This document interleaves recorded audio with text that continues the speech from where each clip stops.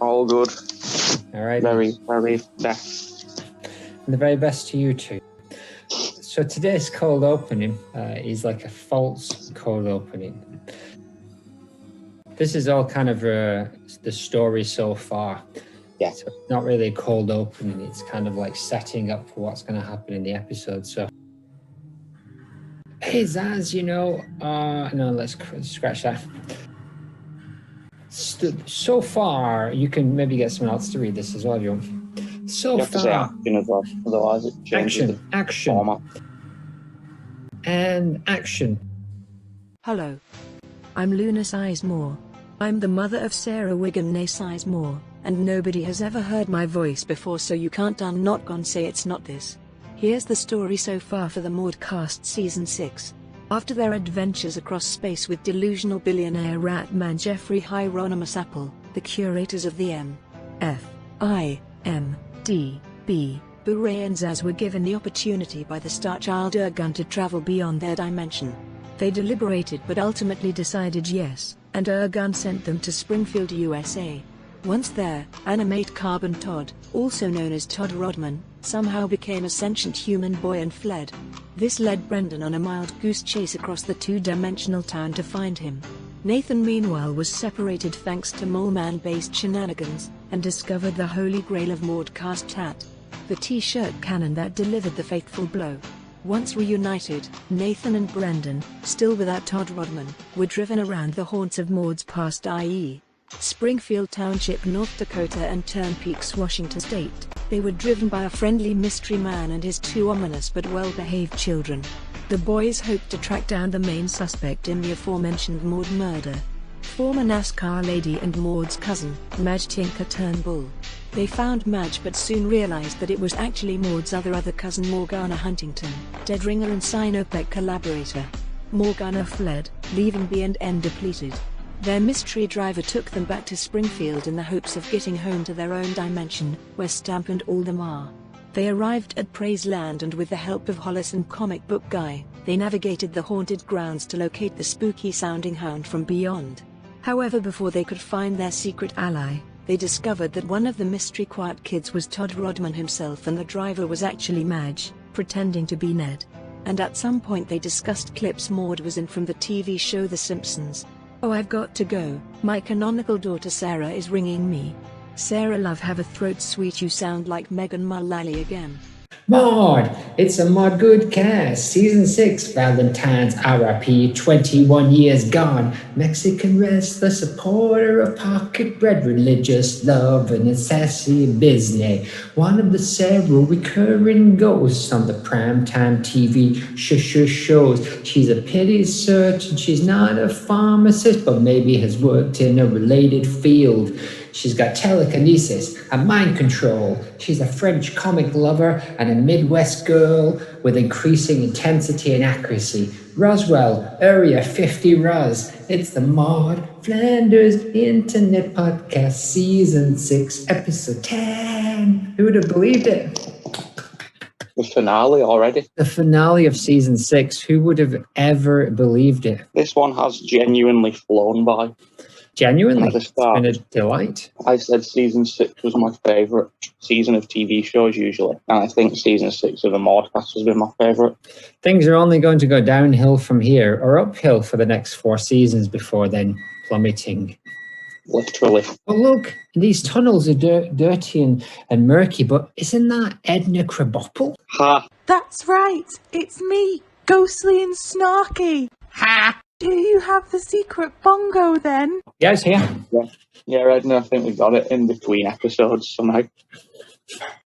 I have a diary too, you know. You never read my diary. I thought we had. No! Ha! Well, you're not a main character. Maybe if we ever do a cast on you, or our cousins do, we'll read it.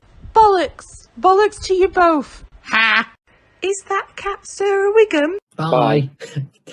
Oh, let's take a left turn. How do we even know which way we're going? Can you follow the map? Can you see the map in this darkness, in this murky darkness? But don't worry, children. I'll take you the right way. Madge, how do you even know the right way? Oh, don't you worry about that. Ha ha ha ha ha. Where is this gonna go? Isn't that some kind of disco stallion over there? Is that Disco Stud? It can't be Disco Stew because he doesn't advertise. Well, to be fair, this person's hiding in the tunnels underneath an abandoned theme park. I'd hardly call that advertising. That is absolutely true. I do not advertise. This will be someone else's voice, probably Natalie's. Maybe they can ad-lib some. Maybe they can ad-lib some funny lines for Disco Stud. Yeah. I have got nothing. Nothing at all. Genuinely got nothing. Has it been 15 seconds? I don't think this counts. Classic Stew.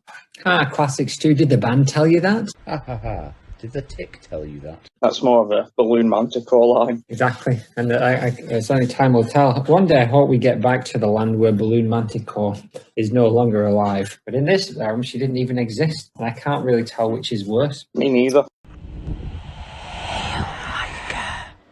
Hey, duck down though, duck down. That's only Bob's sideshow over there, isn't he? He's a psychopath. What are all these people doing in these tunnels? It's proper dodgy. Disco Stud indeed. Is that cat Sarah Wiggum? It's like that time I went through the bottom layer of the Frankfurt Underground. It's the dodgiest place I've ever seen in the world. It's like Piccadilly Circus in here. I don't know. Is Sideshow Bob an issue for us? I mean, he's a murderer. I mean, he's not That's murdered. true. He didn't murder our Maude. Seems to be a child murderer. So in many ways, that's animate not Karen better. Todd. It's fine for us. It's fine for us as adults. So Animate Card Todd, you just hide in my pocket here. Try not to glow so green. I don't think he can control it, to be honest. What about Yellow Weasel? Where's he going to hide? He's been hiding for 8 weeks. He just put his bag back over his head. Okay. Is that going to fool Bob's sideshow? Who is he meeting up with? It looks like he's meeting up with Super Nintendo Charmer's friend, Leopold, with his face scars. I wonder what they're going to talk about. I think it might go a little something like this. Hello, it is I, Robert Underdunk, Slideshow Terwilliger. Hello, Robert Sideshow Terwilliger. Do you have the secret bongo? Yes, of course. I've got it here. Where is it? Oh, damn. Oh, wait. It's here. I tucked it into my sock for safekeeping, next to these knives. Also for safekeeping. Somebody has stolen my secret bongo. Well, I've not got it, Robert, you pathetic worm. Well, the hunt is indeed on. There's a few pathetic worm kids over there who looks like he has a bunch of secret bongos and was just looking like the kind of person you would want to murder. The glowing boy with the bag on his head? No, he's harmless. He's legless too. He's got 2 arms. He's got no. I don't know his Animate Carbon Todd. I thought he'd reverted back to rod form. No. Off panel, off screen. So did he? I thought that would happen when we cross dimensions. It's weird that it's already happened. Maybe it's. Oh no, he's still got his arms and legs. You're right, and his curly mop of shiny devil's hair. Yes. My Maud's got no arms. How does she feel? Terrible. And it looks like he's still got a disdain for vegetables, both carbon and otherwise. Is that cat Sarah Wiggum? Well, look to. over there. Look over there. Let's run away from Bob's Sideshow and Big Leopold. Look, isn't that Mario's brother off Super Mario? Alright everyone, it's me Luigi, the Italian stereotype. The only acceptable stereotype. Who does your voice, Luigi? Harry Shearer. No, not Harry Shearer. No, the other one. No, sorry, not him. The Indian one. Azaria. That's right. Oh. There's a storm coming his way then. Hank Azaria. He's in the Spinal Tap, that rock and roll band, wasn't he? And finally, Eric Smalls. Is that cat Sarah Wiggum? And Look. Saul's brother. I can see. Who can you see over there? Isn't it? It's Poochie. It's only bloody Poochie with some kind of time tunnel. We've done it. Yeah. We're ready to go back to the real world. He must be the Hound from Beyond. That's right, it's me, Duff. Poochie? Oh, yes. Come into my time tunnel, fellers. I'll get you back to your home planet like I did that time. Oh, yes. Are we sure this is Poochie? No, I'm, definitely Poochie. Oh, yes. Cowabunga, don't eat those cows, friends. Poochie says get in. Oh, yes. Nothing suspicious to see here. Oh, yes. All right, I believe that. I'm okay with it. Look, there was even a waterfall next to the time tunnel that just keeps coming on and off repeatedly. Sporadically. All right, guys, hop in. Right, come on then, Madge. It was nice knowing you. Bye. Bye. Time to go. Bye, Madge. Bye, Stay in Madge. touch. Stay in touch. Stay good. We believe you. Stay Goodman. And while we're in here, let's say hello, good morning, and CBOTHS. Defer from finishing off the extremities of a rigid bro. All relationships severed with Jaff, Apple, Sunderland. Back from the spines and shivers, the Vatican is holding a conference on extraterrestrial life. All Hail. Corporate realism. Sponsors. The man who coughed in the audience of Who Wants to Be a Millionaire. Help me, a Tarrant death squad is on my trail. 6th of August 1963. English fraudster, novelist, former British Army major and computer repairman who gained infamy, to use a well-worn phrase, you won't get away with this. Oh, I will. That's how he remembered me and asked about Harry Tarrant. I would have gotten away with it too. If it hadn't been for Harry Tarrant. Sponsor, the movie. I knew I should have written this movie's title there.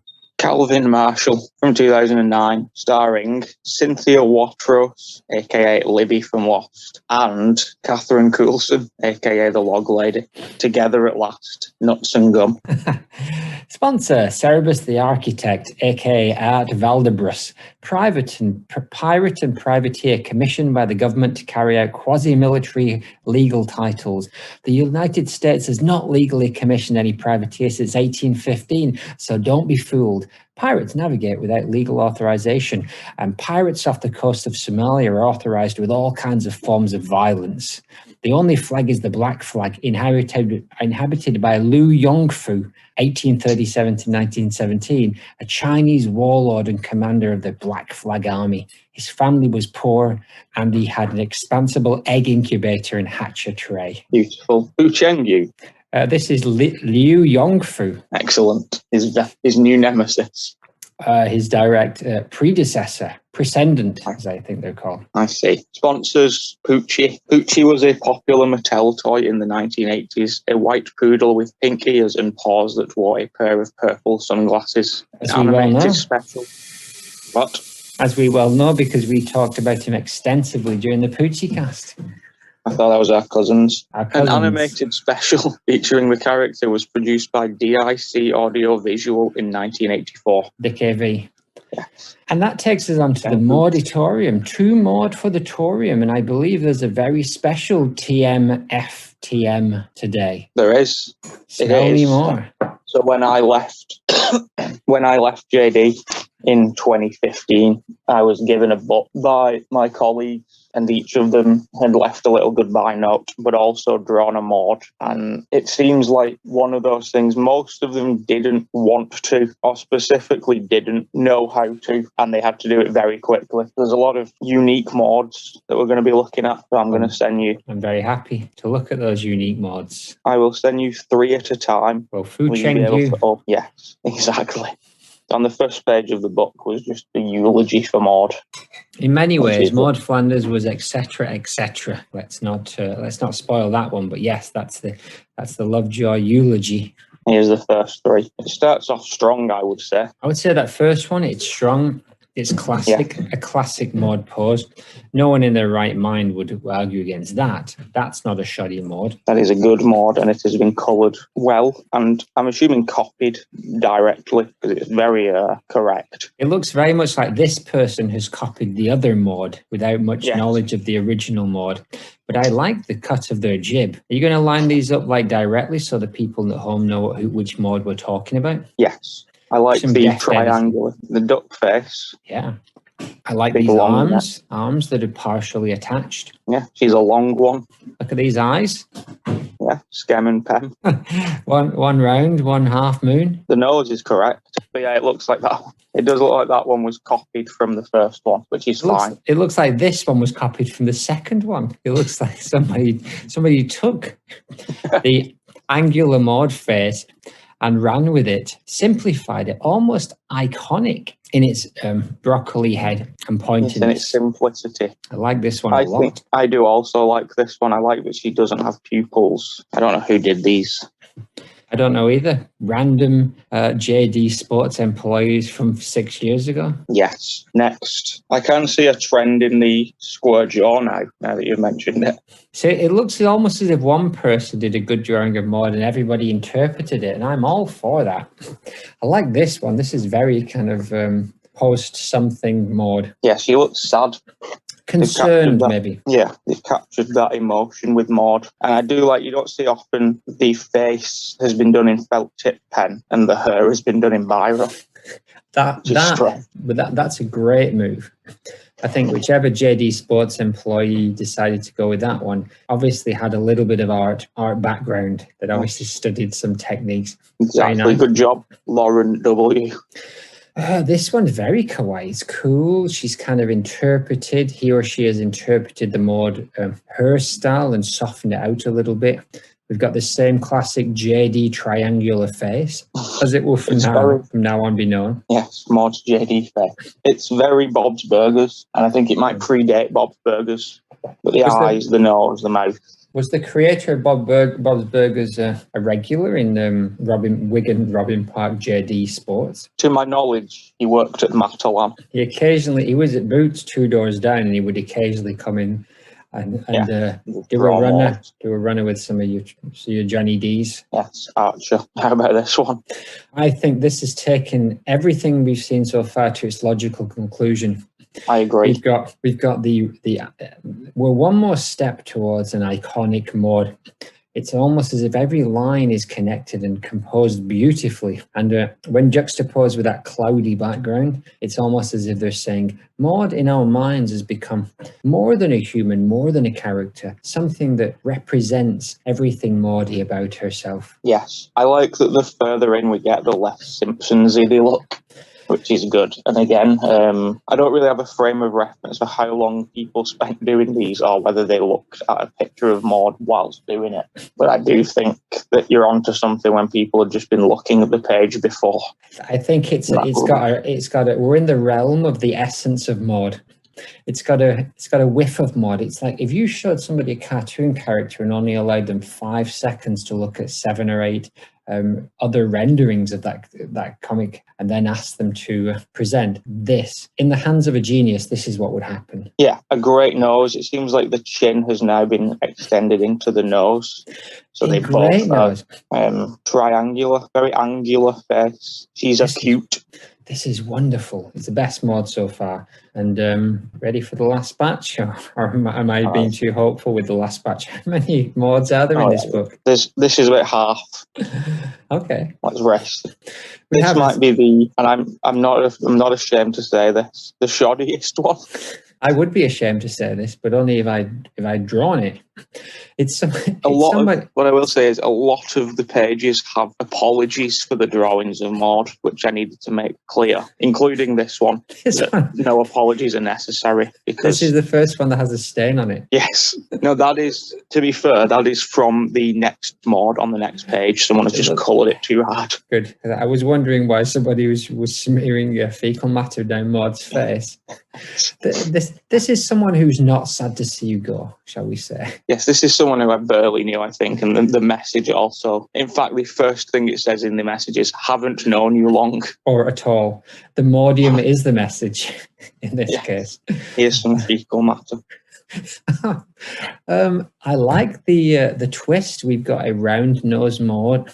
We've got someone who's seen the Simpsons, and their frame of references.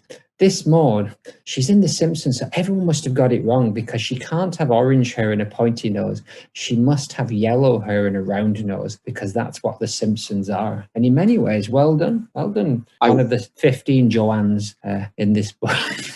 I believe this was by someone called Ryan. He has clarified that the hair was supposed to be orange, which is quite fun. I've never seen anybody colour something wrong and then just leave a note.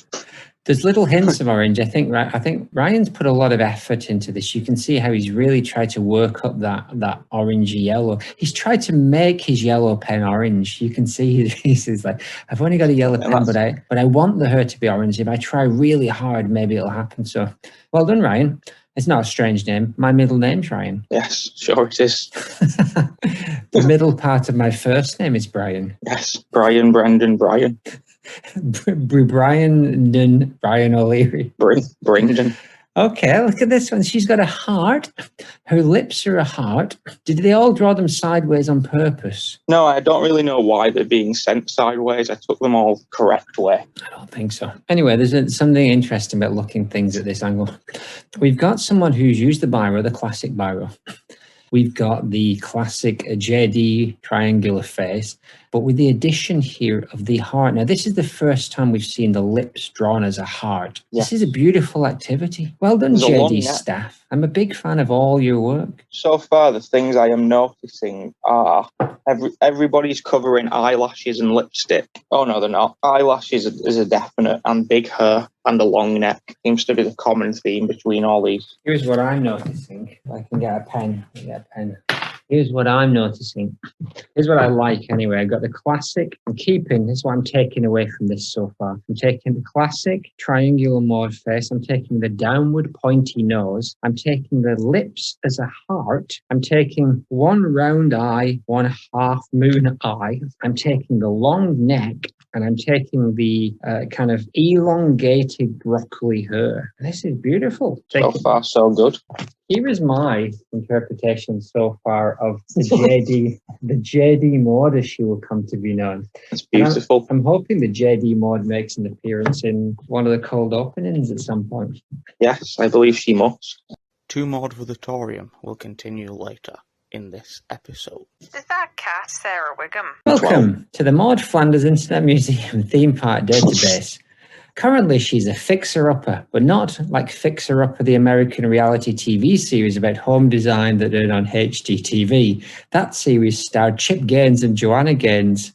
It was being built now by baboons, gorillas, and lemurs after a historical Tardingpoor toaster fire. So without further ado, shall we move on to some content? Give the good people some context for this content. 4 clips of relative substance and what I've been teasing all season, our 3 least interesting clips, maybe ever. We're still in season 9, though. Season 10, sorry. I thought we were going to wrap up season 10 by the end of our season 6, but things got in the way, like Barb, and that week that I sent you the wrong clips, so we only looked at 3 instead of 5. So we're still in season 10. Beautiful. Come on, I'm with Cupid. Brockman is on the news and he says, so the picture of Apu in the background, he says, all eyes are on the local Romeo whose 7-day giftathon has been delighting his wife and then troubling and troubligating the rest of us. Apu is in a heart. Reverend Lovejoy, so Brockman continues, Reverend Timothy Lovejoy says he's counselled a number of disenfranchised wives, including Maude Flanders. We get a picture of Lovejoy, and then we get a picture of Maude, huffy, arms folded, glaring, cut to Homer on couch laughing. I would put this as our most surreal or meta clip, maybe ever, for Maude, because it's only sort of funny or sort of relevant to the audience who know that it would be a shock that Maude would be annoyed with Ned. Would this be something that the rest of Springfield would also know? Within the I suppose everybody does kind of know each other, but it's not really it seems like it's more for us than for Springfield. It's almost as if they're making a TV show within a TV show that is still for us. I'd like to know. As in the presenters of the Maudecast? Yeah, us as in the people in the real world. Oh, yeah. Any and all. Because, I don't get why the people of Springfield would need to know that it extended to Maude Flanders. Because the joke is well, now it's serious. Even Maude Flanders. But would Springfield need to hear that? Homie obviously enjoyed it, but I don't think that Schadenfreude is what Brockman was after. No. Where did they get the picture from as well? I mean, these are questions we're unlikely to get answers for. Probably. I like to speculate. No, that's the wrong sentence. Excellent. Here's when the rest of the show just drawing moths. I guess so. We'll see.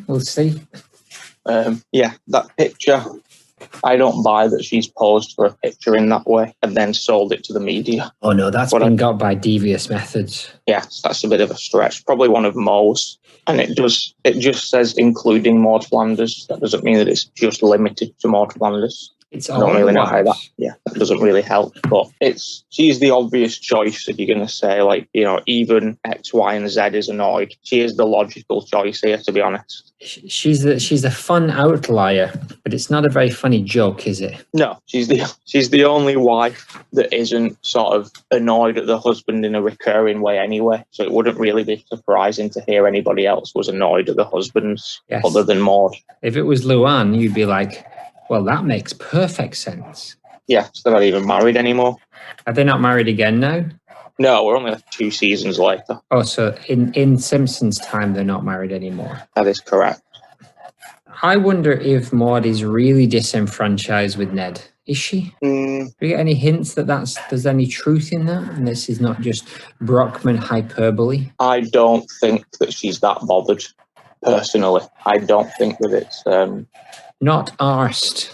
Yeah, like I don't think she needs... I thought I made this note somewhere, but she doesn't need that kind of attention. No. No.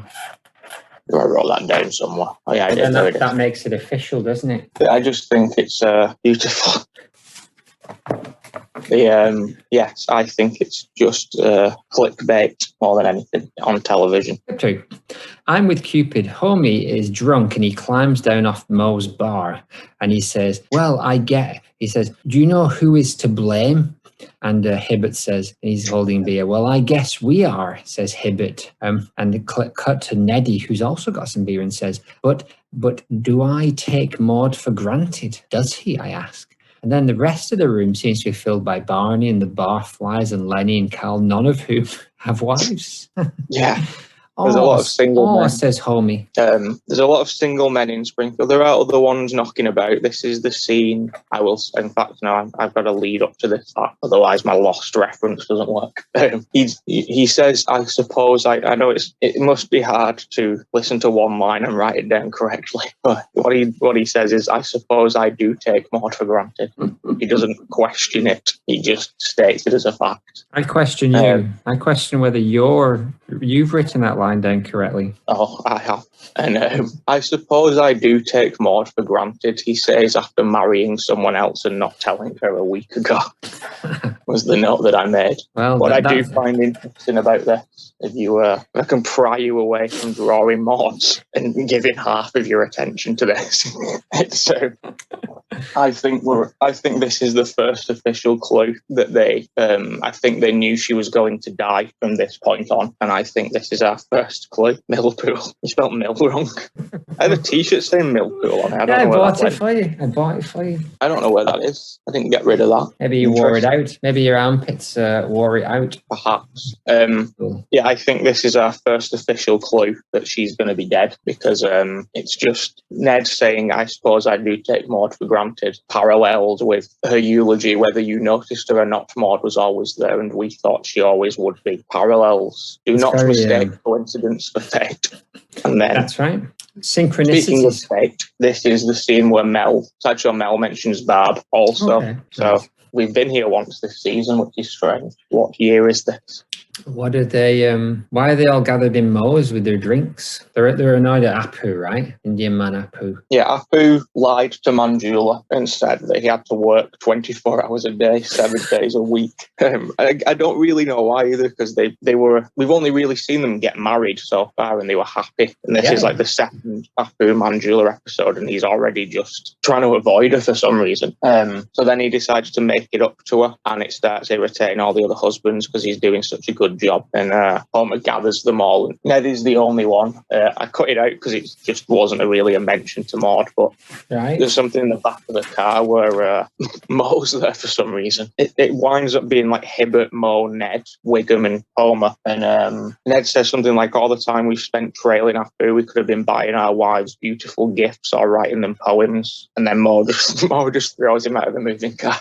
So there's only Ned who really is actually thinking about Maude in this situation. Yeah, so Ned's the only one thinking about Maude. The rest of them are out trying to undermine Apu, basically. Oh yeah, of course. He's genuinely saying, am I a bad husband? And they're saying, how can we stop this other dude from making us look bad? Yes, and if you were to put all those men in a room and say, which of these men is married to another woman, Ned would be your last choice. But here we are. Here we are in season 10. Aye. Clip 3. There's skywriting and something explodes in the sky, in the blue sky, after typing "I love you," and then the explosion makes like a star shape in the sky. Oh, it's an angel, says Maude to no one in particular as she's getting out of her car, holding a brown paper bag, the contents of which are unknown. And I ask, have we seen her drive before? Yes, same note. Confirmed Maude Flanders can drive is what I wrote, which is not really confirmed. She could be. We just don't see if she's with anybody else, but it looks pretty telling. Mind you, she is on the passenger side of the car for America. That's true. Maybe she put the bag on the seat, though. Perhaps. Well, she got the bags in her. Oh, yes, and then she walked around to get them. Who else would be driving their car? She knows it's not Neddy. I mean, it can't be Ned, and it is clearly their car. So I think we can just confirm this as a win. To confirm, she's the driver. She drives and gets her own shopping. No maids for Maude. Even as a child, or like a young, just a child covers it just fine. I questioned this scene and all the women in it because it's very clearly a star, and none of them say, "Oh, look, it's a star." In fact, I'll read you the list of what they think it is. Maude thinks it's an angel, which not only is it not an angel, that's not Ned's pet name for her. Yes. So I just wrote... We've never heard that. We've never heard that it's her name. I just wrote goofballs ? I don't think she's that delusional. This is what I was saying. I don't think she needs the attention from Ned that much that she would manipulate this in her mind to make it look like it was about her. Pretend that it was her thing. The nice thing is it's Homer. Homer getting into a fight with a skywriter causes this explosion, and that makes all the women basically think it's about them. For example, first of all, the line first is funny. The skywriter says, "You crazy fool, you'll kill us all," and Homer says, "Correction, kill us both." And then Sarah Wiggum thinks it is a reference to Pop and Fresh, and then says, "Oh, Clancy," and giggles like Pop and Fresh. Edna thinks it says, "I love you, Edna K," and it's just really run together. Maude thinks it's an angel. Bernice just says, "That must be for Manjula just once I'd like a love note in the sky." Which is a sad Bernice line. And Marge speculates that it might be Cactus, Blobby, or Upsilon. She knows it's not Homer. But then it turns out to be Homer, and he gets away with it he basically falls into the garden with roses in his mouth. Yeah. But it's a fun one, and revelations of driving and pet names. We got to take that as it's just something we've never heard. I mean, we're not privy to all of their private conversations. True. It's very likely that he could, in those quiet moments after calling Ann Landers a boring old biddy, say something nice to Maude. But it is nice. Everybody's relationships are on good terms after this episode, basically. But she still doesn't know that she's his first wife. Exactly. Clip 4. Marge Simpson in screaming yellow honkers. There's some kind of a log jam in the traffics, and the Simpsons are all dressed up real smart and nice. They're stuck in traffic, and Bart says, "Mum, to your left." They're all dressed real nice. Bart has a brown suit on, and Marge has that cool orange dress and those cool earrings. "He's letting you go in." They point at the Flanders. Maude is glinting sideways subtly. Ned waves Marge in.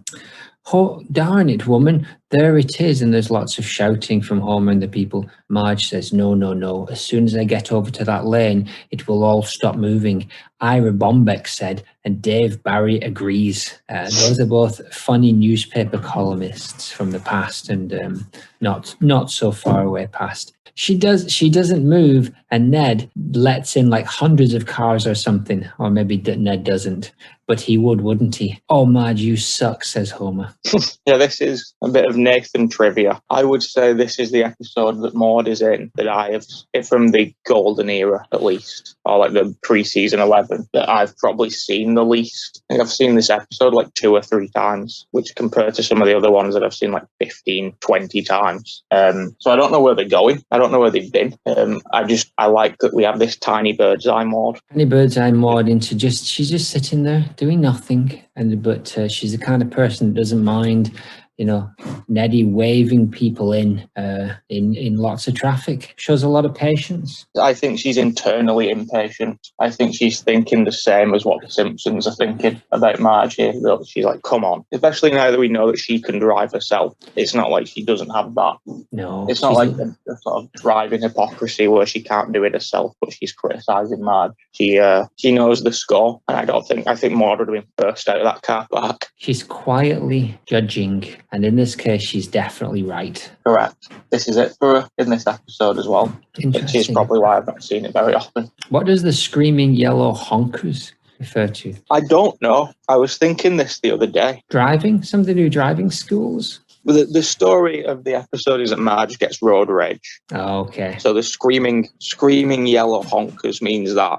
And there's a snack from between 1968 and 2007 that used to be sold in America called Screaming Yellow Zonkers. Oh, okay. A popcorn snack. I've never seen that. But which makes more sense. I thought it was like a like a 90s mucky video reference. Maybe. Sounds like the kind of thing like Flesh Gordon.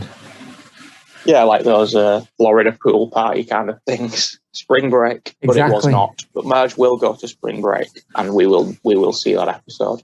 Exactly. I think Maude would not get the Dave Barry and Ivor Bombeck reference, so it's good that Marge didn't make it to her. Why do you think she wouldn't get it? She might know Ira Bombeck, but I think Dave Barry would be too far out of her realm. She wouldn't like his humour. Maybe. I see. I know she is a clipper. She's a clipper, but she's a Landers clipper. She likes her classics. I don't think she would go for these newfangled 20th century people. Exactly. Got a lot of plot to go. A lot of plot. Let's do this. Clip 6. Another clip 5. Simpsons Bible Stories.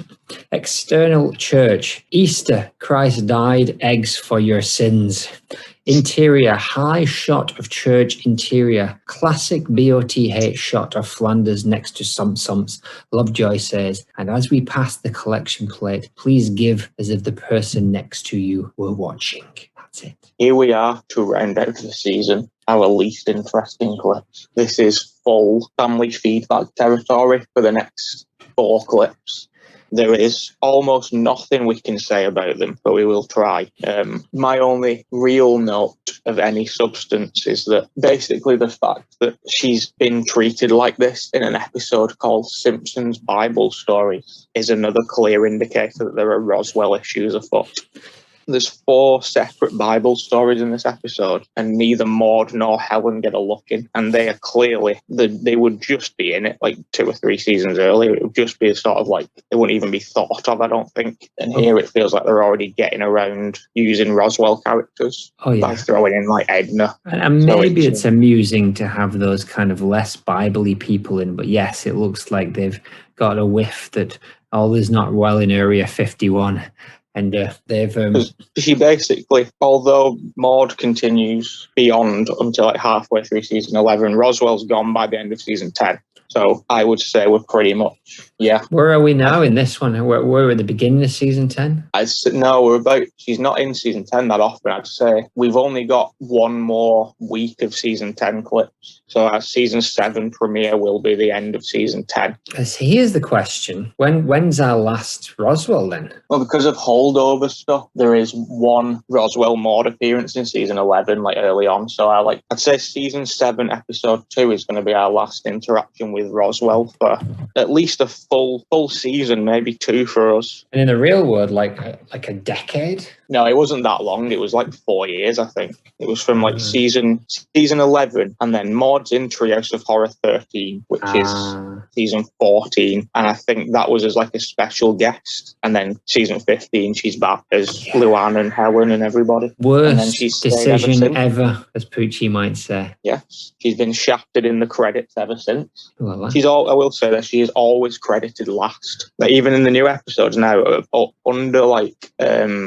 sort of like newer voices or people who've come in the last decade or so, Roswell is always at the bottom of the list, and I don't think it's alphabetical. Maybe she made that agreement. She didn't want to, appear too front and center.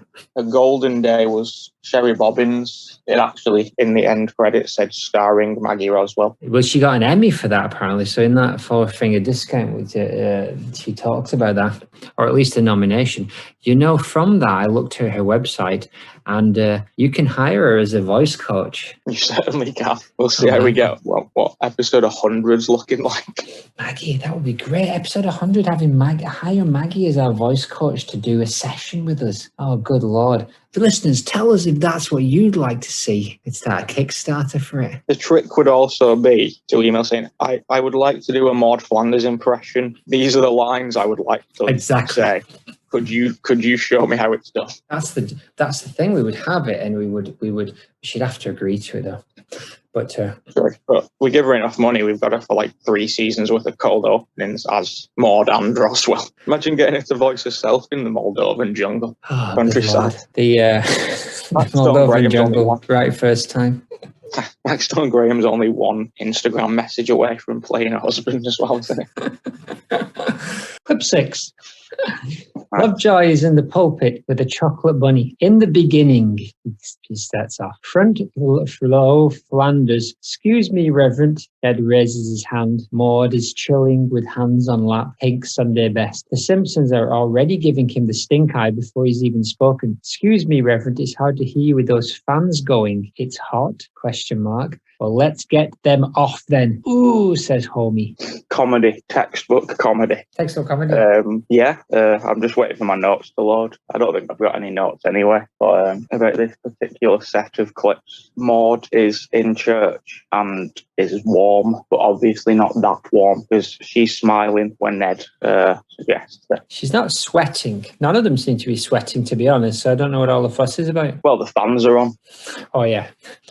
Now it all makes sense. Yeah. It's supposed to be like a hot Easter day, I think. Don't know if that's even a thing. Those hot mid-March days.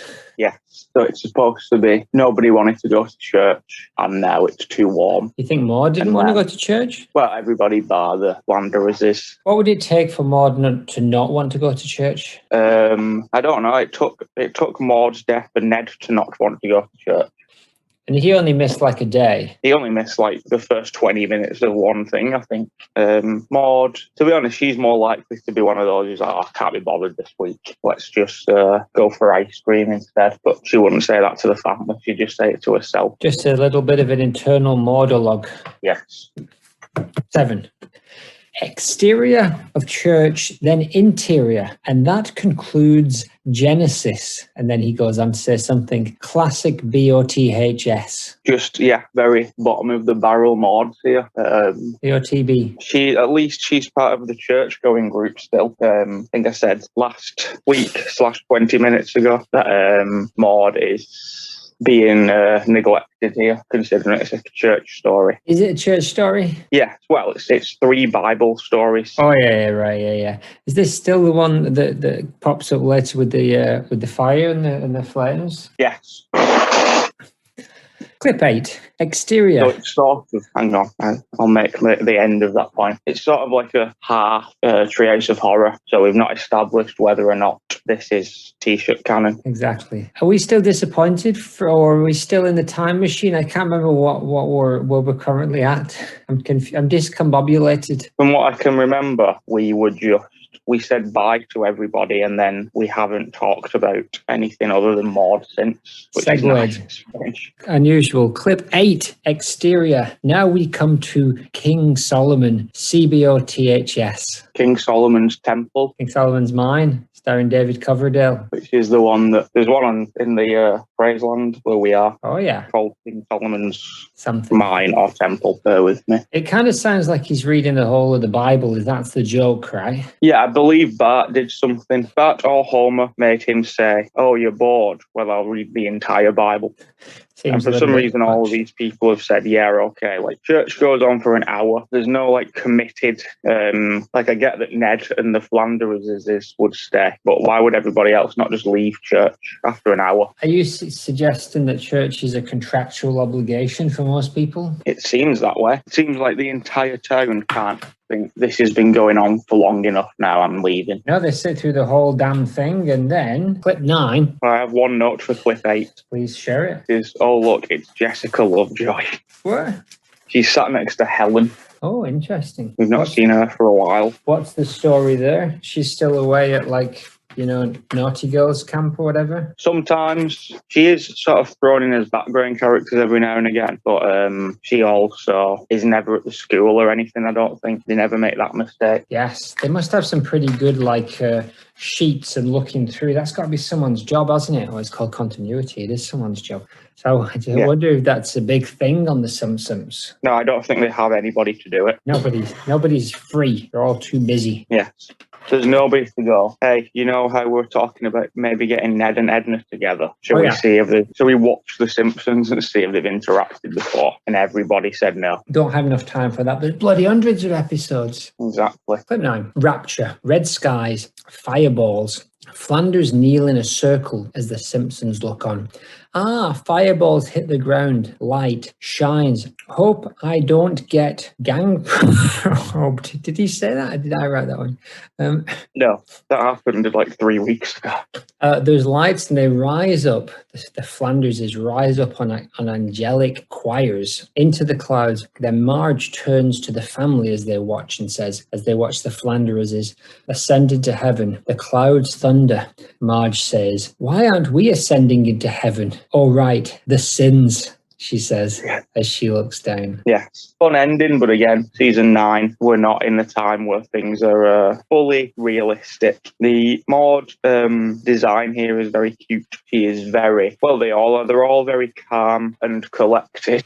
Forgot about my notes. They're calm and collected and clearly prepared for the rapture. My next note was, do you know what she wasn't prepared for? A speeding low polyester tee to the mush. And I think we all know what you're referring to then, spoiler. Yes. But yeah, she wasn't ready for that, was she? That came right out of the blue. MMG. No, but she's ready for this. Here's the thing, right? She's ready for this.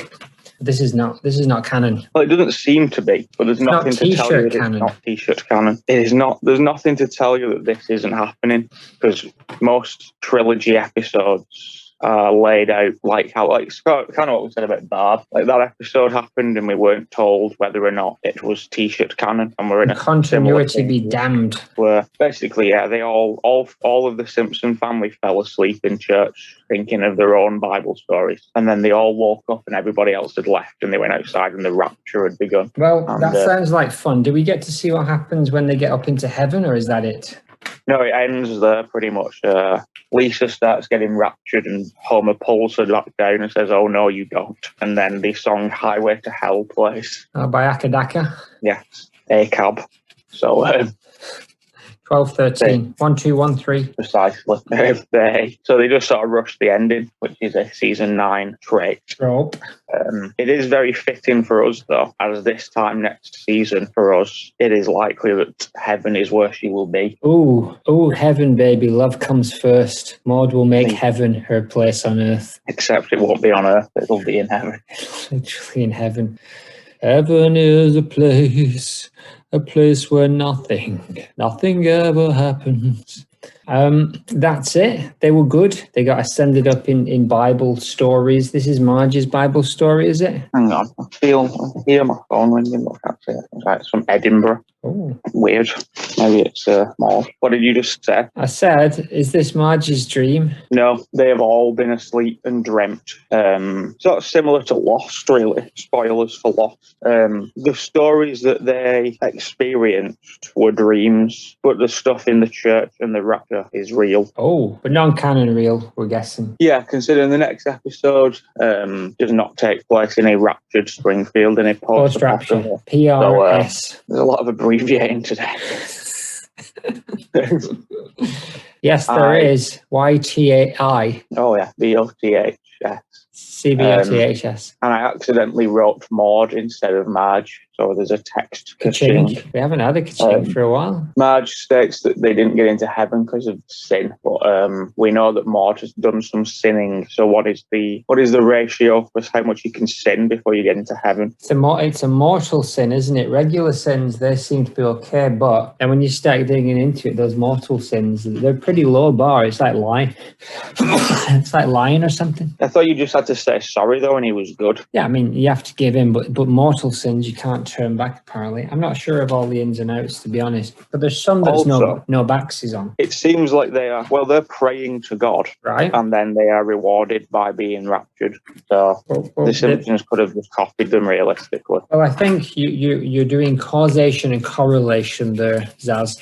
Just because they're praying doesn't mean that's all it took for them to get in. C and C. Exactly. But she is talking directly to God, though, in this moment. I mean, she's already got his good books, though. We know that.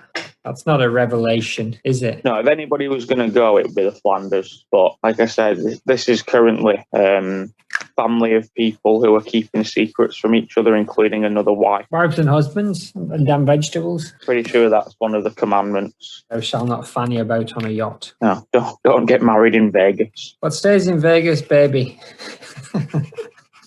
Exactly. I do think this is a nice fitting end for the season for us, that she is ascending into heaven, and as I've already established, I think we're in Clued wrapping time, or the time where they thought, yes, we are going to kill Maude. We're very close to our lead Maude being MMG and no longer MR. Precisely. Moog. I think we've got about 4 more Roswells, and then it's Gavin territory. And how many episodes did Gavin do? As Maude, only 3. So we've already covered one. Okay. She doesn't deserve a lot of our kudos, but we'll see. We'll see how she fares. Precisely. He did the Halloween one that we looked at. Oh, yeah. And from what I can remember, I can only think of 2 other examples. So, yeah, we'll keep our eye on that. But do you think she knew? To what extent do you think she knew that those days were numbered before she opened that script? MMG? Yeah. I don't know, because I've heard Roswell in some sort of mind-blowing interviews recently that I don't want to say too much about. But she essentially alluded to the fact that they brought her back because they said the other woman, or they couldn't get anybody to do the voices right. Ooh. But I have noticed that Helen and Miss Hoover get a couple of lines throughout seasons 12 to 14 that are MMG and not Roswell. But yeah, they just Roswell the shit out of her when actual Roswell comes back. From the looks of things, they just bin her off. Well, let's do an MMG cast and find out just to what extent she was able to do the CB or THSs of this world. Precisely. DBL. TBC. DHL. Exactly. DFS. There's been 9 clips this week. That's baffling. It's baffling, isn't it? 3 of them were 3 seconds longer for just the CB or TH shots in the church. Yeah, that was our least substantial Maude of all time, I would say, because at least with family feedback, the back of the headshots were lasting for like 35 to 40 seconds. Oh yeah, these were short, but they gave us some real thinking to do. Yeah, it seems like we've really milked them. We've milked them like a TV cow, or you just TVC as we call it in the biz. Yes. Now jarringly back to Maude for the Torium art, JD Book 2015.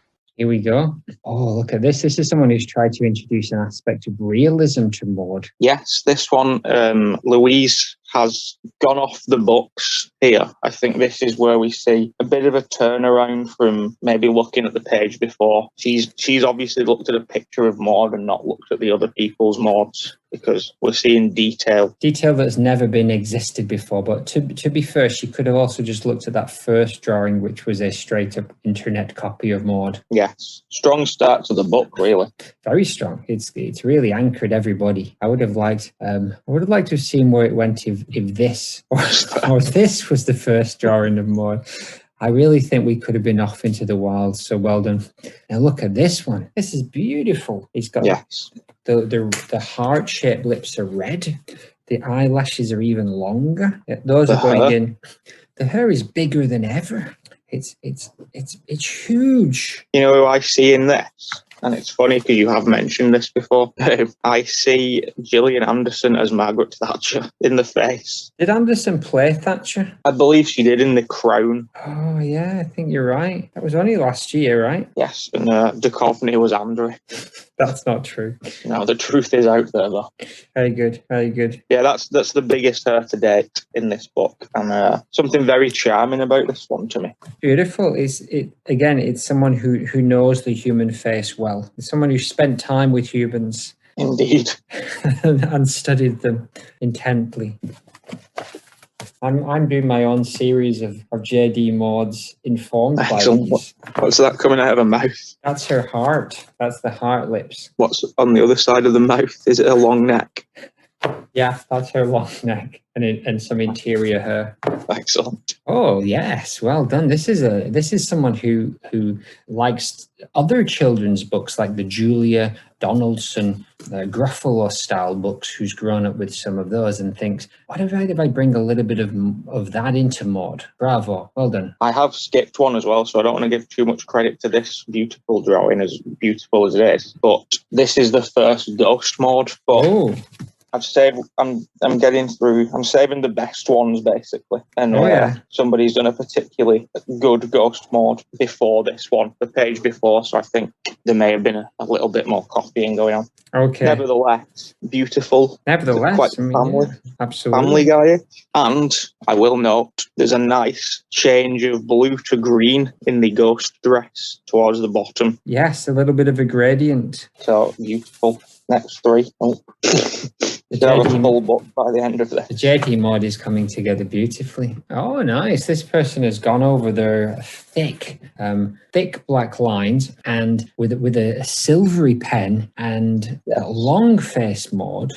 This person has moved away from the triangular face into the more round. The hair's good, solid. This looks like someone who knows their Maude.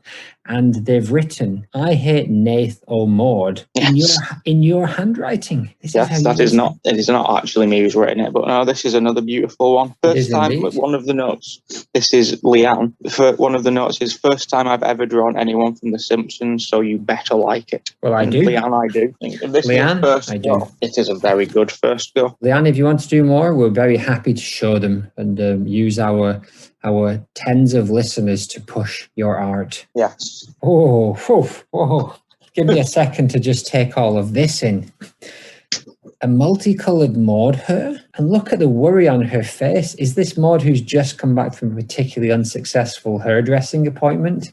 There is a side note again. There's 3 Japanese flags above this Maude that I should have included. I forgot to include in the picture. You can kind of see one of them, but that's a nudge, as that is where I was going. Josh has written that it's a little bit drag queeny towards the hair, just a little bit though. Just a tad, but I would like to see if that hairstyle was possible on a human. Maude in a wig. She's got an expression in this one as well, like eyebrows, anxiety. Yes, and a very charming Maude here. Yes, another full length. Look at the arm. It's a big arm. She's got one big arm and one normal arm. She's got eyelashes that merge into the hairlines. This they've really played with the style and form here. The arm suggests that she ain't no pushover. If you get too close to her, she's not afraid to give you a lamping. Oh no, yeah, that's a big arm. Clog shoes, almost horsey, and a Maude that's just slightly distorted, as if the world isn't really how we see it, especially not post JD Nathan. Picasso-esque. in many ways a warning of COVID, and that we should be careful of the upcoming future. That is exactly what she was going for with this. Well done, Laura. Well done, Joanne. And is this final? Is this the last one? There's some good ones yet. This is the last poor one, I would say. Oh, so you've saved the winners for last, but I would not say. This is very much here. Watch this. Yes. You know what I'm talking about? The Corpse Bride by Tim Burton. The face, yeah. See where I'm going? Is there one in Nightmare Before Christmas that's similar as well? Sally. Sally has big eyelashes, doesn't she? Oh, yeah, that's what I'm thinking of. Yes. Spits, in it? She is quite Maude, isn't she? Maybe. Yeah, it's a good one. The note at the side of this one, because the eyelashes are... there's a problem with marker pen. Sometimes if you go too hard, you've messed it up. But the note at the side of this is, her bloody false eyelashes stuck together, the slag.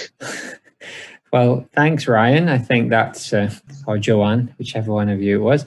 I think that's Jen. I think that is spot on. I think it's a great image. All righty. Now we're on. Oh no, there's two more poor ones. Certainly, one of these isn't that bad. I don't think any of these have been poor so far. I think they've all been great in their own way. Beautiful, yes. Look at I don't this know one. what she's got in her hand. That's an oven glove. Surely she's doing a bit of baking. Yes, I would say that, but it looks like it's referencing something, and I don't know what. Now, we've talked about this one before, that people have kind of suggested that what's her name off Steven Universe looks like Maude. Sparkle or whatever she's called. Pink Diamond. Pink Diamond. Now this person, this youngster here, has decided to go for that hairstyle, and it works really well. Maude with a nice pink candy floss hair would be great. Would be a revelation. And look at this nose. This is someone who's looked at a nose or two in their time. That is a good nose, and I like that the colour scheme's incorrect. Or very correct. Green isn't a Maude that we see very often. No. But I'm happy to. I'm over the moon. And this next person has also carried on the pink Maude hairstyle. Do you think they were sharing pencils? They've got the same colour scheme. I believe so. I think with the last few, which is what these are in terms of chronologically, they might have been done at the Brocket, the place where they don't give you toast. And, with children's colouring pencils that you get from that place where you get like four pencils. Rocket Arms, Nacho Bowl. Yes, Nacho Man. It's this one's very by the books. It's comic accurate. Yes, and it's very good. Big eyes. So I feel it's strayed from the classic JD Maude of 10 images ago. Yes, regular neck. 2 Maude for the Torium will continue later in this episode. This long episode. Oh, well, you know what? Nothing happened. This seems to be made of cardboard, and quite flimsy cardboard. It seems to be made from Ferrero Rocher boxes. Wasn't that Duff Man?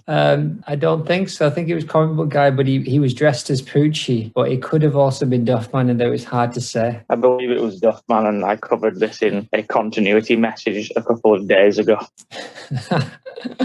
Duff Man cannot breathe. I mean, Poochie cannot breathe. Oh no.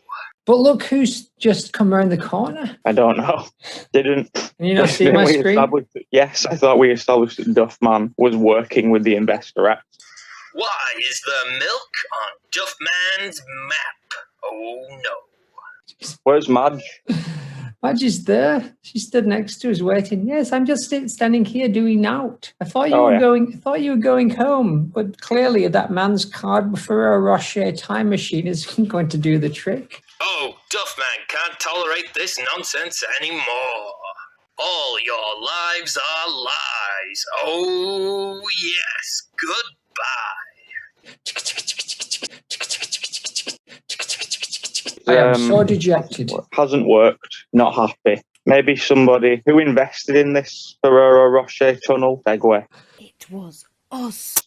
The Investorettes. Aye, it's us, the Investorettes, in the yellow fleshy flesh. All of the living Investorettes. I met Necrobattle's ghost. Ooh. He's dead. He's dead, and we met her about an hour ago. Yes, I'm back again, the ghost of E. Crandall. Exactly. Ready to invest. Buy high, stocks low. And Agnes, Luann, Helen, and Strawberry. And I I'm Dr. Princess Kashmir, the world's leading dancing neurosurgeon. All of the women, what are you all doing here? We've just come to look at our investment to see if it was worth the $500 million kudos that we gave to Comic Book Guy. And Duffman! Yes, and Duffman, in their partnership of Time Machine Incorporated, Alloyed Biscuit. Well, you are the trio of women that we were most looking forward to meeting, so I'm glad you've turned up right just before the end. Seems like you might have forgotten about us. Won't somebody please think of the Investorettes? No, we were just negotiating. The woman who's doing your voices wanted more money. Serving the best to last, didn't you? Yes, Agnes. I assume. And I'm Strawberry. I'm the new one. Move over, Marge Flanders. No one. Yeah, you are no. Yeah, you are no one. We'll get back to you, Strawberry. Go get your knickers and twist. What about you, Luan? Granny Boutteeth. Yes, I am Denise Van Houten. No, sorry, Luan Van Houten. And furthermore... These are my children. Jesus Christ, Agnes, will you shut up for 5 seconds? You need to pay me back for them spoonfuls of cornflakes what you ate. We'll get back to that. Do you have a real time machine anywhere? Well, I'm Luan. Well, I've Investoretted in another time machine, but I've left it back in time. We'll have to wait for it then, won't we? When did you leave it? 14:30. Ha! Or just before dinner, just after dinner. Yes, it'll be here tomorrow by dinner. We call it lunch if you're posh. Even Greg's has shut because of COVID. Oh, shut up, Helen. Love pags. Won't somebody please think of Helen Lovejoy? Well, if my son were here, he'd give you detention. You're not you ladies have been useless to us. Wait, who's Maude Flanders again? What are we? Just pawns in your game. Yeah, pretty much everybody has been. With the exception of potentially Animate Carbon Todd, who has made us his pawns. I don't even know where he's gone. Oh, he's hiding from What are you? What are we? Only fans in your game? Yes, exactly. Do you want to see me only fans? No, Agnes. Christ, no. No, it's not mucky. I've seen your OnlyFans, Agnes, you mucky fucker. Maybe we will never return. Boys, I think it's been enough time. I do the real voice. Boys, I think I'm your uncle, Anton Ouijabo. Is that the host of Demons, Donkeys, Dungeons, and a Dollhouse? I hear that Duffman is on this week's episode. Where the hell have you come from? Anton Ouijabo. I've been hiding behind that curtain for the last hour. I have access to the Manyverse, which means I can come and go or willy-nilly. And enough fanning about. It's time for us all to go back to the real universe. What do you mean this is the real universe? No, this is just a cartoon. What? Her life is ruined. Are you saying that none of us exist? Oh, shit.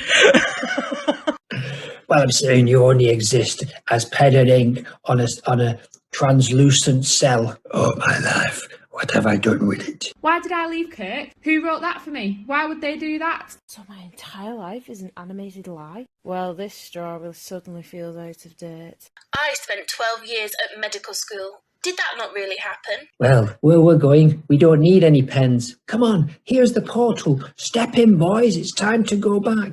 Cat, Sir Wiggum. Come on, Animate Carbon Todd. I, Brendan, am going to head back. Come on, Todd. Okay. Oh, you can talk. Oh, you know that all along. Yellow Weasel, come on. Let's go. Zaz? How the hell is Yellow Weasel coming? Are you coming, Zaz? I'm not coming. I thought Madge Tinker Turnbull was going to say something.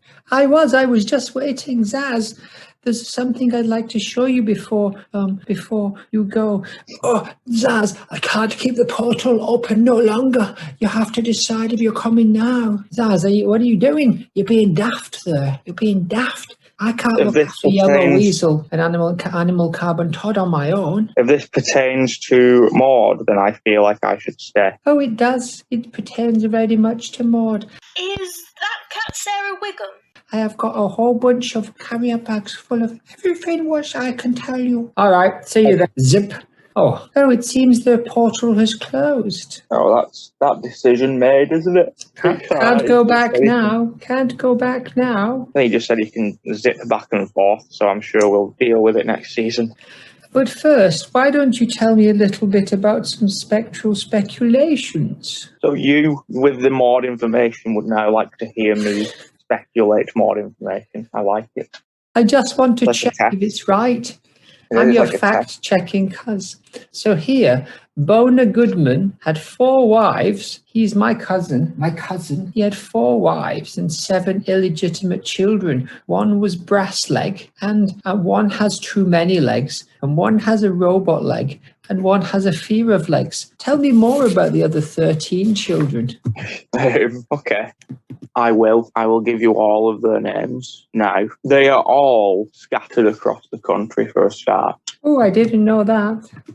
They don't live together. Some of them refuse to speak to each other. Very few of them speak to Garrett. Keep going, I'm just writing this down. One of them is called Sonique. Oh, yes. I forgot the surnames, though. Goodman. Yeah. Just like mine used to be. Oh, yeah. Oh, no, it's Before you never were been born. that before I was born. Kylie. No, sorry. Yes, one is called Kylie. One is called Sonique. They both live in Tampa, Florida. Oh, that's where Hulk Hogan's from. Yeah, they know him. Friends of Hogan. Yeah. Friends of Hogan. Terry Hogan. Hoganites. And this is gold. They run a fan club for Joe Rogan. And Joe Hogan. Yeah. And they also... He's the one on Spotify. That's the one. Crocodile Dundee. No, you better don't. Yeah, and they also like Terry Wogan. That's us two. 11 to go. One is called Eureka Goodman, and she or he? Currently what? She or he? She lives in Nome, Alaska, which is where the aliens are from. Area 54. Yeah, she's just an avid alien hunter. She's one of those people who doesn't have a proper job. AAH. Yes, they've always just seen an alien in Texas or something. With the probings. But in this case, it's in Nome, Alaska. Good. How about Child 8? How many is that now? That's only 3 out of 13. We already had some. Raja Goodman, and she. Oh, he. A lot of them are girls. She doesn't live in America. She was the one. All of them are spread across America except for Raja, who decided she would move to Canada, but as physically close to the American border as she can possibly be. Oh. And she's the one that hates MC Scat Cat. Sentiment. He's sentimental. Yeah, he's sentimental. She's mad for senties. Yes. Okay, that's 8. And then you got Jan Goodman, who is a man. Goodman. It's short for Jonathan. Dan Man Goodman. Yeah, and he lives in a basement. A basement. What state is that in? Unidentified. Everybody just knows the communication with Jan is from the basement, and he is unwilling to say where the basement is. Gold. This is gold. How many other children are there? Well, if you're counting the one that has too many legs, the robot leg and fear of legs and brass leg, you've done 9, and you've got 7 more. Right. One of them's called Tickle, and Tickle lives in Nevada somewhere in the scorching desert. Tickle is the one who likes weather. He's a weatherologist. And then you have Jiggly and Serena Goodman, who both live in quite close to the relatives, actually. They live in Fort Lauderdale, Florida. They both work as reps for Apple Land. That's where Buddy Rogers came from. The Big Bopper. Buddy Rogers' professional wrestling career. I didn't think they had professional wrestling in Korea. Buddy Rogers fan club. How about Yara Goodman? How about it? He is the one that is working on like a mecha version of himself. Cyborg. Yeah, like Mecha Godzilla though. Big. But for himself, for Yara. And that is happening in Atlanta, Georgia. Oh. He was excited to meet the cast of Atlanta, but unfortunately they filmed this season of Atlanta in Amsterdam, ironically. From he does the Road Dog fan club, doesn't he? Yes. That's the one. You tell me you're his cousin. He currently runs the Road Dog fan club. Road Dog, of course, is a semi-retired professional wrestler. Oh, yeah. Also known for his appearances, Total Non-Stop Action Wrestling. The only communication they have with their other cousin is they're trying to set up a fight between Hulk Hogan, Terry Wogan, Joe Rogan, and Dogfighter, or whatever you just said. Dogfighter is a popular WWF wrestler. Good. There's 4 you've missed. Oh, yeah. Well, there's Pandora, Goodman, who is currently located in New Jersey, and Pandora is just works in an office. She's very much the Conrad Goodman of this group of children. She's the normal one. She has a very by-the-books job. She has a by-the-books husband, and they have like 3 cats. He also runs the King Kong Bundy Professional Wrestling Fan Club. Yeah, they do. As children, I believe, Garrett used wrestling as parenting. Instead of doing it himself, he just put wrestling on television and Wrestling is parenting. 3 more to go. 3 more children. Well, there is Scarlett, Trinity, and Ginger, who is named after her namesake, Ginger. Oh, I see. Where do they live? One of them lives in Hawaii on the bit of where Lost was. One of them lives wherever they use that little village for Jaws, and one of them lives on Skull Island. And of course, the one that lives in Hawaii is Akibono's fan club. That is accurate. It's accurate. Ginger lives on Skull Island. Oh, that's true. Akibono. Son of Sonny Bono. Father of Sonny Bono. Yeah. Technically, it isn't. Ginger Jr. lives on Skull Island and has a fan club for those sort of skeletal creatures that chase you. Skeletons? Yeah, I believe they might just be called skull walkers. Oh, well, that was a fun. That was very fun. One more child. That's all of them. But now, I, as you stayed behind, here's something I really want to share with you. I'm willing to come clean after a heart-to-heart with Duffman. Look here. It's a piece of paper that looks like it's been ripped from a diary. I don't think you've ever seen it before. What? How long have you been holding on to this nugget for? How long have I been alive? How long is a piece of string? How long's a piece of paper? This is a page from Maude's diary. I'll just read it now to you, Madge. Please do. My eyes are failing in this light. Yes, luckily I have bionic eyes in Springfield. Dear Diary, I need to just take a minute to talk about how close me and my cousin Madge Tinker Turnbull have got recently. It's no secret that we had a rocky childhood, and she would very often play pranks on me or try and get me in trouble. Rocky 4? Yes, Rocky 4. And it was tense, but then recently, after my vocal cord surgery, she got in touch to see how I was, which was shocking. So I thought maybe Madge has grown up. So I invited her around to Springfield for some dinner, and she came. And she was chill, she was lit. So we decided we would continue a friendship, and Madge moved to Springfield as of this day. And then, even though it's on the same ripped piece of paper, it's from like 3 months later. Dear Diary, I've written you a lot today already, I believe, but I'm going to write in you again. Today, we're going to watch a NASCAR race, but before we do that, I'm going to go and meet up with Madge because she is working the race. She has been gifted a job as a NASCAR lady, and she said that she's going to give me the grand tour, but I can't bring Ned, Rod or Todd because he quite frankly can't stand them, especially that little diabetic one. The end. Yes, so that was a lot of information to take in, and it was shocking. So you and Maude were actually friends? Well, we were more than friends. We were cousins. Yes, but were you also cousins who were friends? We were cousins who were once upon a time not friends, and then we became friends. The vocal cord surgery was horrific. It took her months to recover. She couldn't gargle. She couldn't speak or face forwards. She couldn't eat eggs. Well, we know how she loves eggs. I'm Scrambled. still not 100% sure that you haven't just written this yourself, though. Have you got any more? Here's a piece from my diary that's in a different handwriting altogether. Look at it. Yes, they are different, but... Good. That's the end of that, then. Let's put that to bed. Well, do you have any more proof or anything? Do you happen to have a VCR video player? Not on me, but I think Disgust, you left one over there before. It has his name on it. It does, even though you repeatedly say that he doesn't advertise.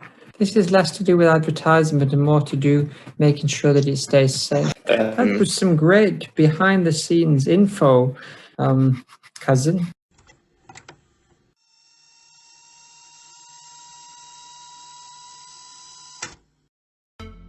Thank you. That looks like a cool device. What is it? Oh, we in the biz call this a TSC. Could that possibly stand for T-shirt cannon? I've heard of these. Yes. But to me, Maude, it sounds like nothing more than a jaunt. And if people can receive free T-shirts, then I can't see anything wrong. May I touch the T-shirt cannon? Yeah. If you touch it, it might malfunction and spurge out the T-shirt at 10 times faster. So please don't touch it. I'm afraid I've touched it for continuity purpose. Let's just. So is my wife. Ned, Officer Eddie, the crazy cat lady, and Sanjay. Oh, well, let's hope nothing ill comes of this. No, I love you, Madge. Well, that was a nice video to show me, Madge. Thank you. Oh, yes. Well, I hope you enjoyed it. I hope it gave you some context. It does, but it still doesn't put you. It still doesn't put you in the clear of killing. Sort of does, doesn't it? Not really. This just shows you showing her the murder weapon. How do I know that you then didn't fire that murder weapon at the? Oh, hold on. Here's a second video. Oh, they were taped together. It's a double pack. Oh yeah. Have you rewound this one, or do you have to do that? It takes ages. Well, just wait while we rewind it a bit. You have to find the right bit as well. It's okay. I've gone too far. This is an advert for Colgate. Let me just fast forward it a bit more. This is just a bit of the chase with Jenny, the Vixen, Ryan. She's my favourite. She's the Me Bolton Vixen. Is that what they call her? Sure. What's a Bolton? I heard that she feels that women are underrepresented in the quiz world. What do you think? We agree, and that's why us, the Investorettes, have decided on this very night have planned to start a quiz team. You're still here? Yeah. We're going to be called, get this, the Investorettes. Get this, the Investorettes. I like it. It's got a nice ring to it. Well, anyway, it was nice to catch up with you, Madge. I'm going to go and take my seat over here 4 rows behind you. Okay. I'm going to be working, but I'm not shooting on this side today. I'm over the other side of the stadium, so I'll see you later. Bye. Goodbye, Madge. I'll look after your seat for safekeeping with my eyes. But don't worry. I could murder a hot dog. Don't worry, my friend Morgana, our cousin, she's probably going to be shooting on your side, so be careful because she's quite a character. Oh wow, Morgana's here too. I guess I'll say hi at some point. Now jarringly back to more for the Torium Art, JD Book 2015. Okay, now this is someone who's pushed the boat out. I'd like to know whether it's someone who's deliberately pushed the boat out or whether this is their best try. No, this was a deliberate... I like the way that they tried to spell Maude wrong, but they couldn't even do that. In the end, they still managed to get it right. Yes. Flounders. She does sometimes. Yes. She's gritting her teeth in this one for some reason. I like it. I think the fact she's gritting her teeth, that her body's turned to stick. Yes, and she's stressed. This is the kind of thing. The eyelash count is interesting. Well, let's see how you can. So there's 1, 2, 3, 4 full eyelashes, and then 2 that are a bit lighter on this side. So that's 4 or 6, depending on how you count it. And this one's a mere 4 semi-light. Yes. I think that's a good number. Nevertheless, beautiful work. So here are the 5 that I've saved as the best 5, and then this is the end now. Well, it's come too soon for me. All right, so that is someone that has done their homework. That's Maude, spoiler, being hit by a whole batch of T-shirts and flying backwards. Well done. Kudos, Gali. They've got... This is a very good, very accurately... I assumed this had been traced, but it is not. Well, the leg would suggest that it's not been traced, this person. They've got a bit Liefeld with the legs, but the rest of the body is absolutely spot on. And the hair, that would make Tina Turner proud. Oh, yeah. That's, if you don't mind me saying so, that's Simple the best. Yes, simple is. Simple the best. She was hit here. Yeah. She was hit here by a bishop's hat in the guise of a T-shirt cannon. Nice. But well done. Maybe that's just a religious reference. She's been hit so hard that parts of her hair have set on fire. Very good indeed. So this is a callback to the Barney Bongo, where Barney dressed as Maude, but now it looks as if we've almost got Ned dressed as Maude. And once again, the arm signifies don't get too close or you're going to get a good old slapping.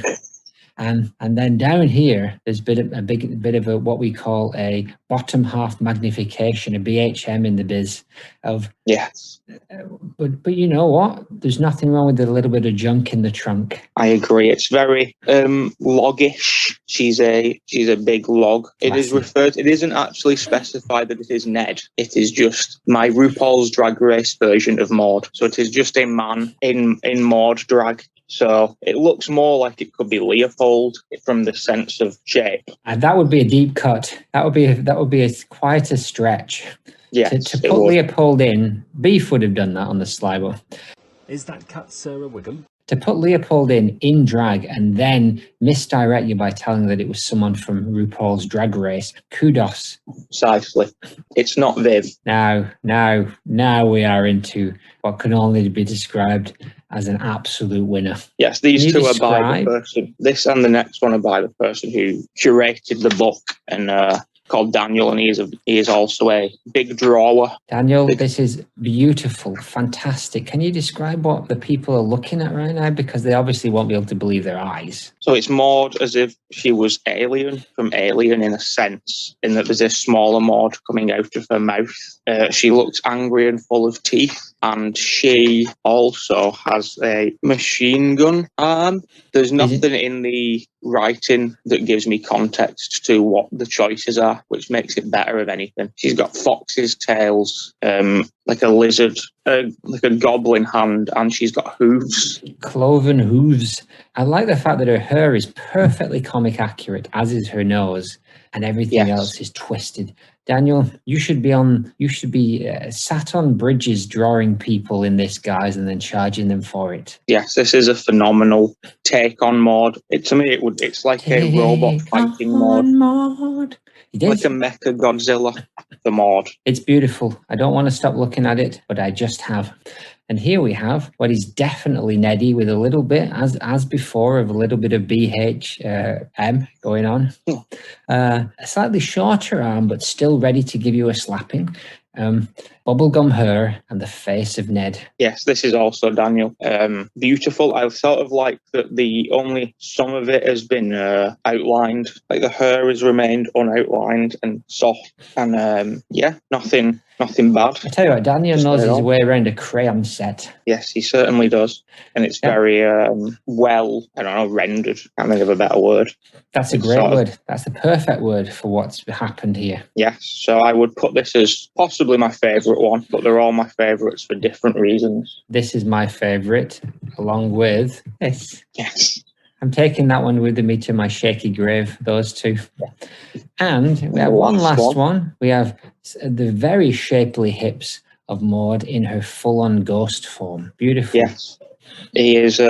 This one is by another Nathan. This is a chunky Maude, and she's again Maude Ghost. The only person who went, other than the one that kind of copied it, the only person who chose to go for Dead Maude, which is interesting. That shows a brief of knowledge. It does. Or someone who typed in Maude Flanders into Google. Yes. And looked at the second image instead of the first one. Is it the one where she's got the tray full of cookies with a crucifix shape, or is it her as a ghost? Yes, exactly. Or is it that one where she's just stood with her arms by her side looking on? Joanne, as a research skills, no bounds. Yeah.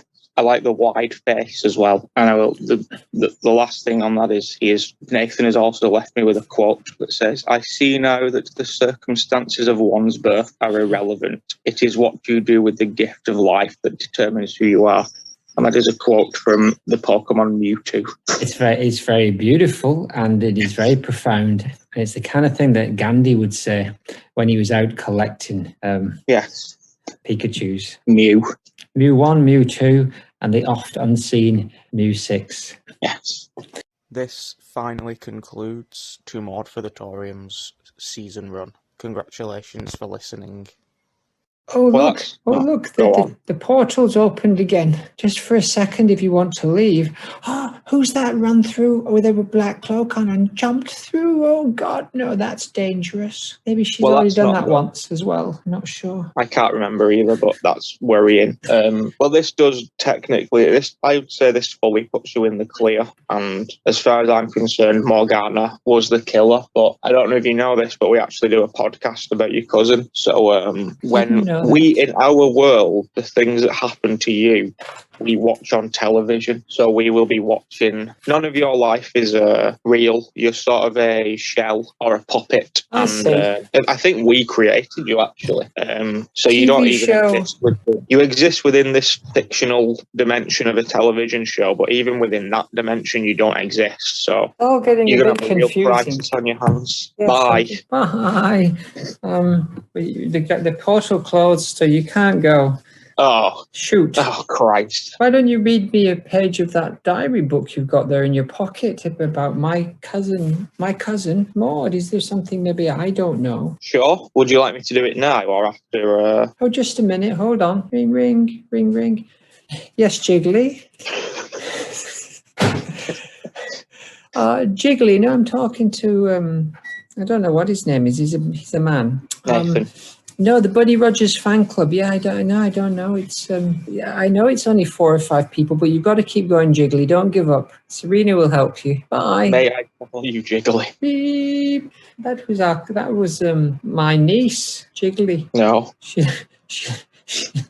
Wasn't she your cousin? No. She's so Garrett's my cousin. Bona, Conrad. Oh, Bona's my cousin. So your second cousin? No. These are his children. Yes, and you are not his sister. She's kind of my niece. I mean, it's the closest word we've got for it in the English language. Don't colloquialise it. Anyway, you were saying... Well, if I'm going to be stuck in Springfield on my own, whilst Brendan goes back to the real world... I've got to do the voice all the time. For the next 3 seasons. Oh, God. Well, to be fair, I don't intend on spending much more time with you. I'm going to probably join the Investorettes relatively soon. Okay. And even if it's not them, it'll be like Judge Snyder or Cletus. Are you suggesting you've got stories for years? Yes. Maybe Marge gets a cell phone. Maybe Bart gets a cell phone. No, Marge. Maybe Maggie gets a cell phone. How about a crazy wedding where something happens? Anyway, we digress. Are you going to read this page of the diary or not? Yeah. Were we going to do that now, or was I going to look at this art that Brendan had left me? Okay, let's have a look at this. Why don't you have a look at that piece of art? Oh, look, there's a piece of art on the floor over there that Brendan must have left. Oh, yes. I'm going to describe it to you now, Madge. Tell me. It is by an unknown artist. It is sort of a print club, Madge. Nope. It's a pre-clamord ka-ching. Ching. It is by the uploader, I don't know what website, to Grimlock37, who is a female with a motherly personality, and also a MILF, apparently. Is that a type of drink? Yes, I bet, isn't it one of your other cousins? MILF Tinker Turnbull. Don't be rude. Speaking of, what we have here is a anime mod, or I'm just going to keep saying print club, which is a Japanese specific thing, I think, which might not have a lot of context, but bright, colourful neon, like a picture that's had like stickers and taps thrown over the top of it. But in this case, the picture is also cartooned and not an actual photograph. In the top fish version of a chicken katsu. One min just dealing with a chicken katsu curry. Katsu, you better do. I wouldn't know. If Barb thought she had a top shelf, she ain't got nothing on this mod, who is, I can only say, fronting. So you might want to be careful. Yes. It's coloured correctly. She has her mod, even though they are in the traditional anime style. Maybe you want to wrap this up. Okay. The hair's very unmaudy, but it's a good one. Oh, I think you might be on thin ice there. Why don't you tell us a diary? Sure. A diary.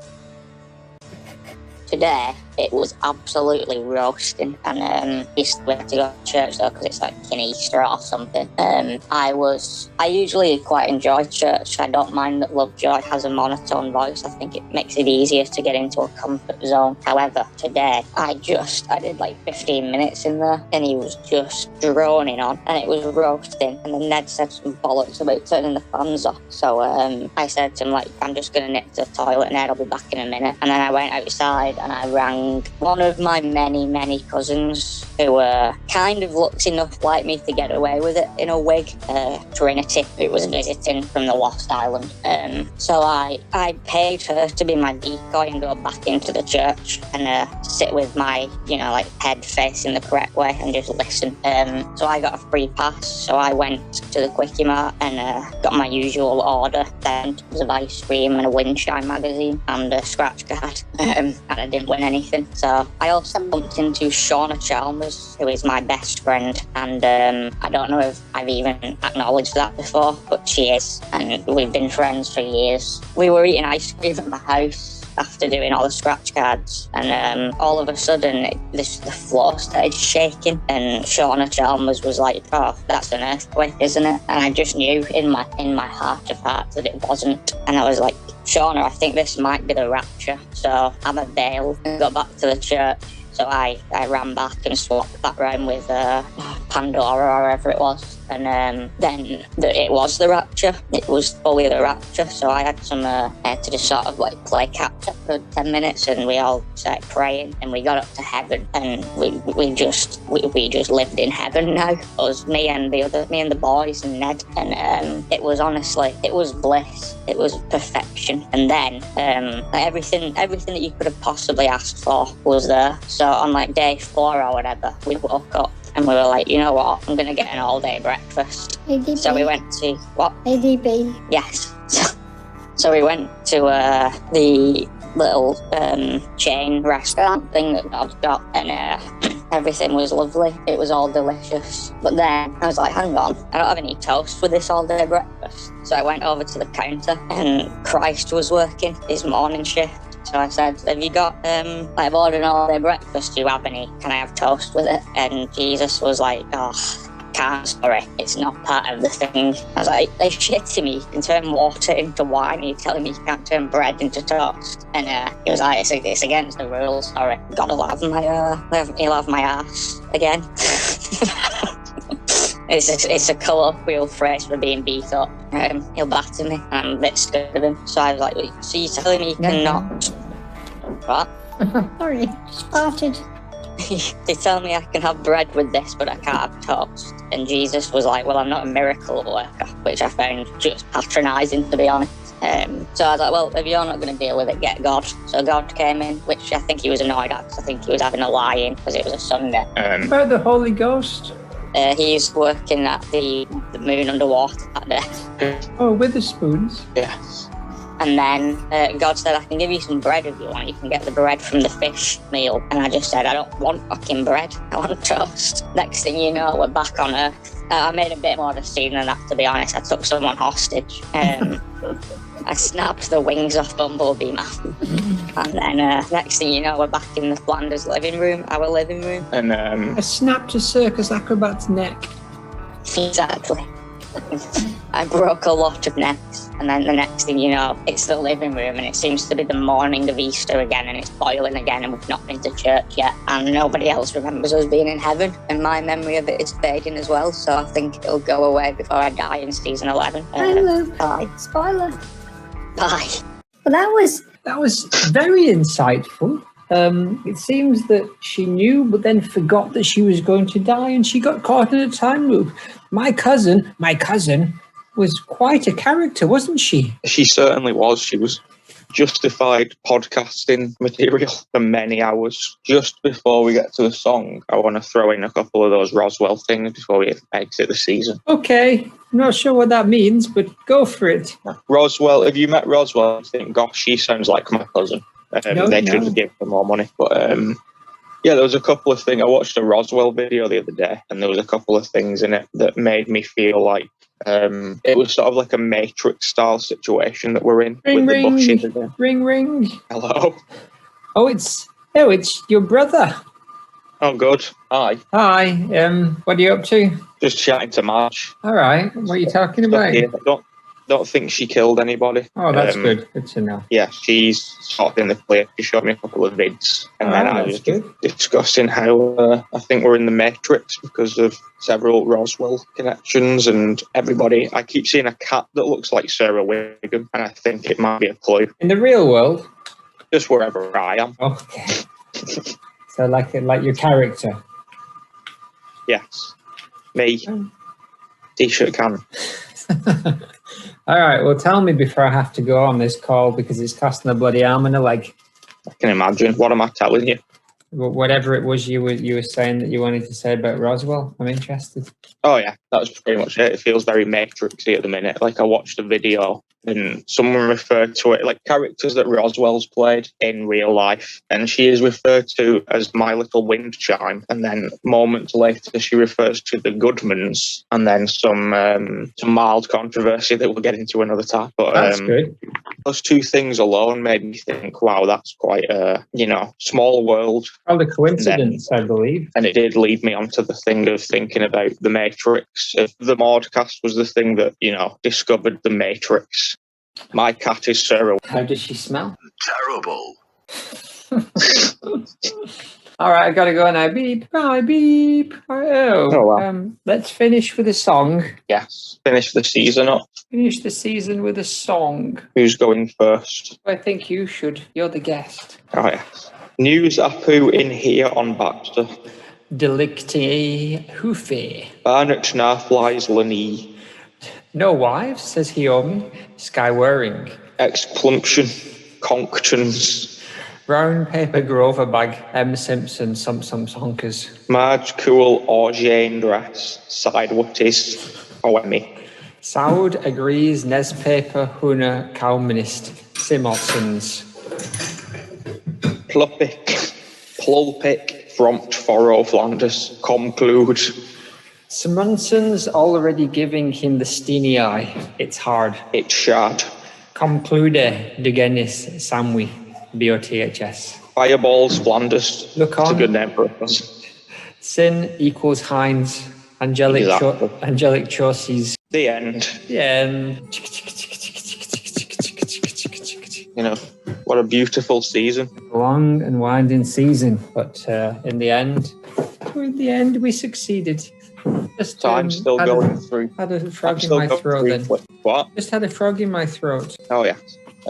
I'm still going through clips of the TV show post season 13 to see if there's any. I found 4 mods that we didn't previously have, but we haven't got up to yet, so they're not mod too late. But I don't know what that means, but that sounds good. I'm going to leave the season on this. There is a clip where Ned is talking to Rod and Todd, and one of them says, "You're not going to make us live with Uncle Kevin, are you?" What? End of season. Beep. Let's. That didn't take much longer than I thought it would. It took about the time I thought it would when you described what you were about to do. So it was time well spent. And if you're still with us, good on you. That's a free pass to the afterlife. Yes, secret bongo. Alrighty.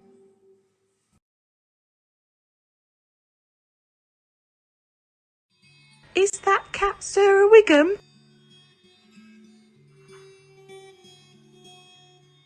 Is that cat Sarah Wiggum?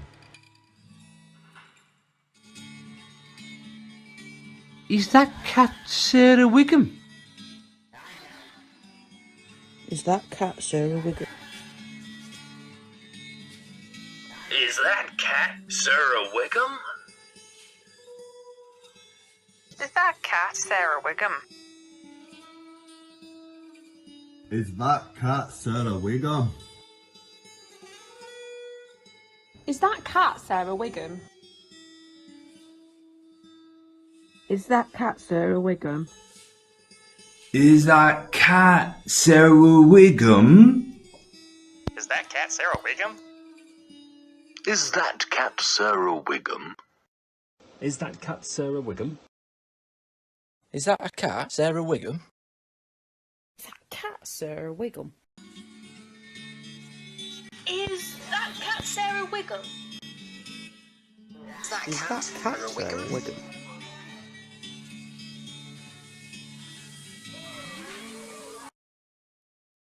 Meanwhile, in the Hell has gone on here. Jeff? Space Jesus Christ, what have you done? And also, is that cat Sarah Wiggum?